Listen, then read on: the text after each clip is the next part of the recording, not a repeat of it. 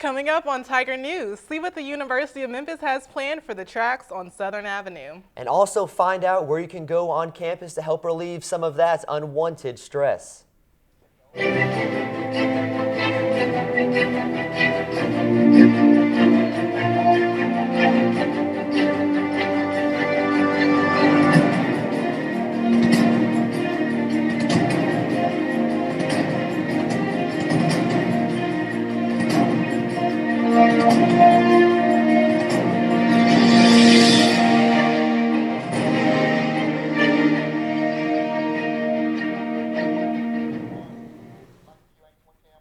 Good morning and welcome to Tiger News. I'm Josh Tucker. And I'm Rebecca Butcher. Thank you for joining us. The University of Memphis is planning to build fences on both sides of the tracks between Southern and Walker Avenue. There will be 3 openings in the fences for students to cross.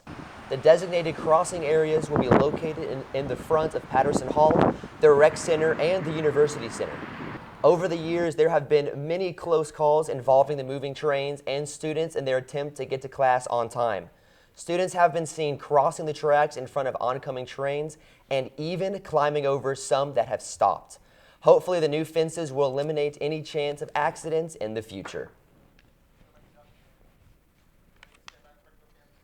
Audience members rose to give a standing ovation to the cast of the musical Oklahoma on Friday night as they completed their second night of performing at the University of Memphis Theater. The play, which is directed by Jacob Allen, gave a funny twist to this piece that was originally written by Rogers and Hammerstein. The production will continue this Thursday, February 25th, and will end on the 28th. You can get tickets at the U of M Theater Building. Admission is free to all students who can be present with your student ID. It was an elegant night on Friday at the University of Memphis. The U of M chapter of the NAACP hosted their 13th Annual Freedom Awards. This award recognizes local members of the community for their accomplishments in education, religion, and community service. Former U of M Dean of Multicultural Affairs, Lonnie Latham, received the 2016 Education Award. Memphis City Councilman Harold Collins received the 2016 Community Service Honor. I am honored to accept your award for community service, and to our other honorees, congratulations. The founder of the Emmanuel Center Incorporated, an urban outreach ministry, Reverend Colenza J. Hubbard, received the Religion Award. I did not come to be served, but to serve and to give my life as a ransom for many. The CFO of Oak Hall, Renee White, was recognized as the 2016 Young Alumni Honoree. Giving back has always been something that has come naturally. As someone who was the daughter of a 17-year-old when she got pregnant, I was the recipient of an angel tree gift at Christmas time. 3 University of Memphis students, Michael Barber, Raylan Lewis, and Kiana Rawls, received scholarships from the Luther C. McClellan Black Alumni Chapter at the U of M. Students celebrated all the honorees at the Mahogany Ball that followed the ceremony. The University of Memphis is expanding its security by replacing the doors in every building with new electronically controlled locks. The system will allow campus doors to automatically lock and unlock at pre-programmed times. Students will also be able to unlock the doors using their U of M campus cards after entering buildings after hours. So far, the system has only been installed into the exterior doors of 50 buildings on campus. While the completion of the $1.3 million project depends on funding from the state, Assistant Chief of Campus Police Derek Myers said the job is just about done. Well, if you're looking for a way to relieve a little stress this year and between classes, check out the Stress Therapy Center at the U of M campus. This center, located at 212 Wilder Tower, offers a relaxation room where you can relieve tension by taking advantage of the massage chairs or simply sitting there in silence and enjoying some uninterrupted alone time. Other counseling services are available as well if needed. This facility is free to all U of M students. Students have been complaining about their lack of option when it comes to healthy eating on campus. Packaged salads and vegetables can be somewhat healthy, but the ones offered at the University of Memphis do not leave students with much to choose from. The University Center has replaced the salad bar and sandwich bar Boar's Head with a famous Asian cuisine chain. Panda Express now resides amongst the Taco Bell and Chick-fil-A in the UC. While the campus has placed new pods in the UC as well as the Tiger Den that offer fruit cups, hummus, and beef jerky, they are not the full meals that can be bought at Steak and Shake or the Pizza Bar. And when we come back, we're going to take a look at how the power and determination of 8 Memphians helped set the tone for the U of M we know today. Listen to me. I am captain of the track team. And if I'm late, She doesn't really think she's going to get out of here, does she? Be nice, she's new. Hello, is anyone there? Ugh! Wow. Even from our standards, you look awful. Oh, sweetie, what happened? Me? My friend Becky got to talk to this super cute boy, and I tried to act like I wasn't jealous, but I so totally was. And then out of nowhere, this concrete barrier just popped up. Maybe it was a semi. You mean you were driving? Yeah. I mean, I know the whole eyes on the road thing, but this was a super important text. Maybe you have to know, Becky. Texting? Great. But it was only like 5 seconds, and I'm a really, really fast texter, so it wasn't even a big deal. Actually, has she texted me back yet? Wow, I get like no bars in this place. I wonder if they have Wi-Fi here.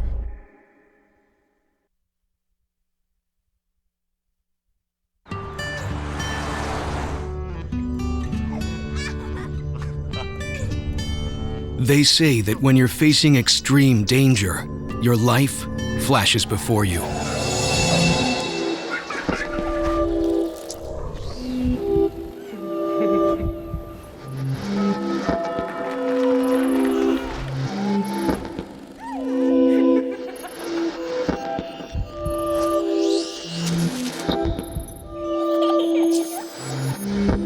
If you think that's sad, consider facing it before you even have enough life to flash before your eyes. Car crashes are a leading killer of children 1 to 13. Deaths and injuries can be prevented by using the right car seat. Visit safercar.gov/the-right-seat to know what is appropriate for each age and size. Director and writer Spike Lee is coming to Memphis. Lee's films are best known for topics involving race, relation, politics, and hip-hop culture. Recently, he has been in the media for speaking out about the lack of diversity at the Oscars. Lee is set to speak at the University of Memphis in the Rose Theater Tuesday at 7 p.m. in celebration of Black History Month. Before the passing of desegregation laws in 1954, the idea of African Americans attending the University of Memphis was unheard of. Then known as Memphis State, the president of the school, along with majority of the faculty and students, were not pleased when they learned that 8 Black students would be allowed entrance into their school. Every measure was taken to stop this from happening, including asking for a year postponement of the move, stating that the state was not ready for Blacks and whites to go to school together. Once admitted in '59, although they were not directly attacked, the faculty and students of Memphis State chose to ignore 8 men and women who were now a part of the college community. They were given restrictions, that allowed them to only be on campus between the hours of 8 a.m. and noon.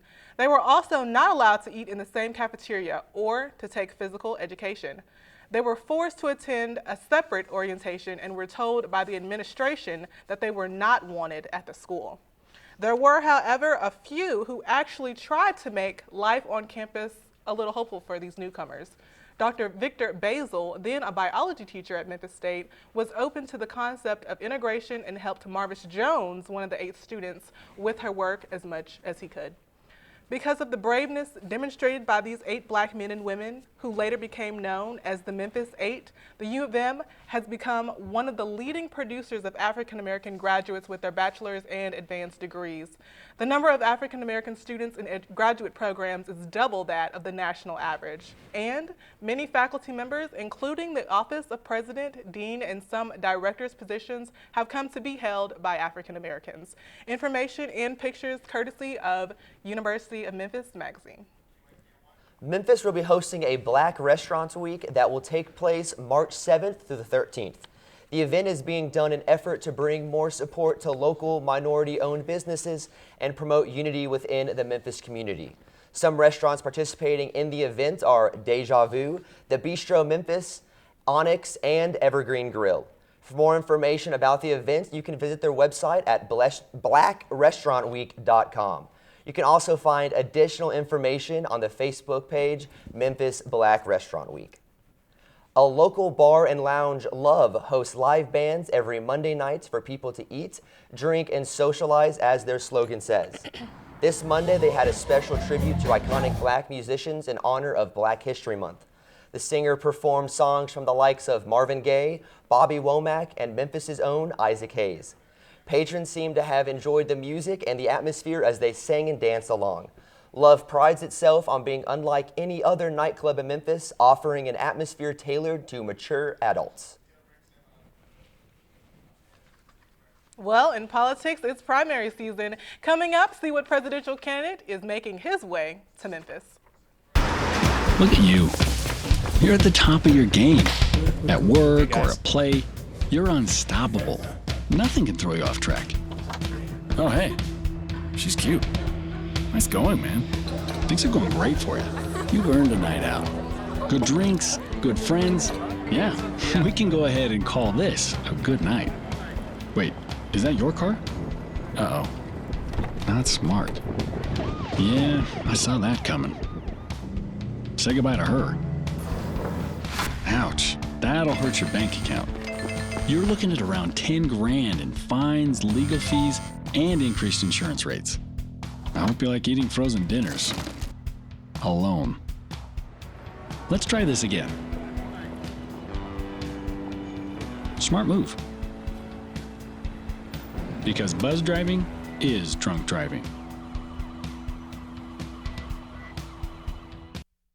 Hey, you. Yeah, you. Getting that college education? What are you gonna do? Graduate and take some office job? Be like everybody else? Or will you dare do something different? Like, be a teacher. You could be my teacher. You got the skills. The smarts? Yes, you. You could be the teacher I never forget. That'd be cool. Does that corporate job even have recess? What are you gonna make of yourself? What are you gonna make of me?